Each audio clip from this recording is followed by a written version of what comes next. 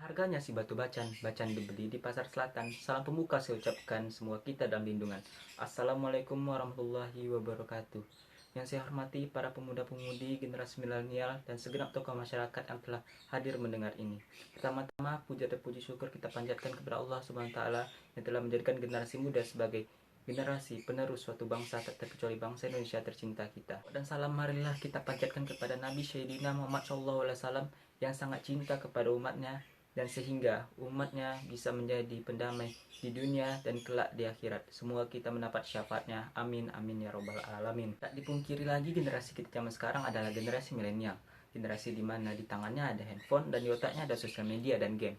Ini realita yang dilakukan oleh remaja zaman sekarang, di mana setiap kali mereka duduk, nongkrong, ngopi bareng, hanya dua hal yang mereka lakukan, yaitu bermain game dan bermain sosial media. So what I think about that? I think that the wrong way to use technology. Remaja zaman sekarang selain candu dengan namanya sosial media dan game, juga candu dengan namanya jalan-jalan ke mall atau berfoya-foya. Ini yang sangat mengkhawatirkan di zaman pandemi COVID-19 ini. Jika kita melakukan kontak fisik dengan orang yang terjangkit, maka dapat dielakkan kita akan menelan berita hoax tersebut secara mentah-mentah.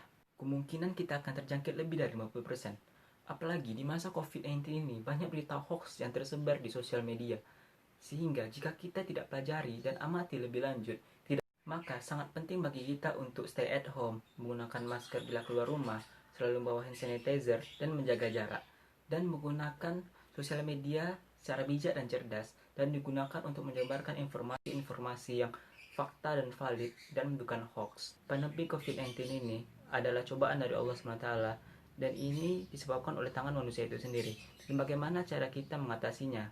Tentu dengan kita bertobat dan berdoa kepada Allah Subhanahu wa taala. Dalam dalil surah Ar-Rum ayat 41 dikatakan bahwa telah tampak kerusakan di darat dan di laut yang disebabkan oleh tangan manusia, supaya Allah merasakan kepada mereka sebagian dari perbuatan mereka agar mereka kembali ke jalan yang benar.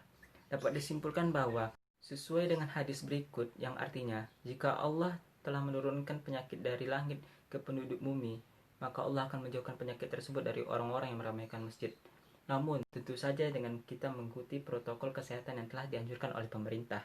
Karenanya, marilah kita sesama anak muda, sesama generasi milenial untuk saling mengingatkan, saling menjaga. Jangan sampai generasi kita menjadi sebab kehancuran bangsa kita sendiri, yaitu bangsa Indonesia tercinta. Dan janganlah kita sebagai milenial hanya tahu bermain game, bermain sosial media, jalan-jalan ke mall, berfoya-foya hanya untuk kesenangan duniawi dan meningkatkan status sosial kita di mata teman-teman. Lebih baik kita sebagai milenial fokus untuk meraih cita-cita dan membanggakan orang tua serta bangsa dan negara.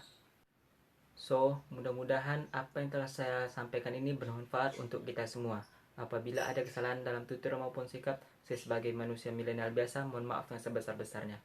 Kalau ada jam yang patah, jangan disimpan di dalam peti. Kalau ada khilaf dan salah, jangan disimpan di dalam hati.